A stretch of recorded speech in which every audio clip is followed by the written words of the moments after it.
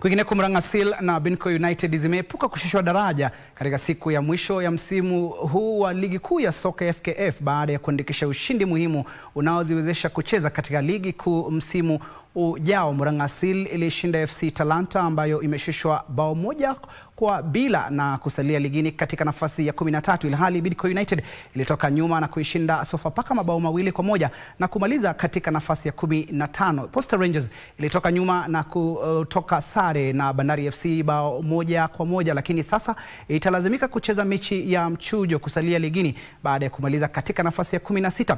Kwenye matokeo mengine, AFC Leopards ilitoka sare Kapa na KCB.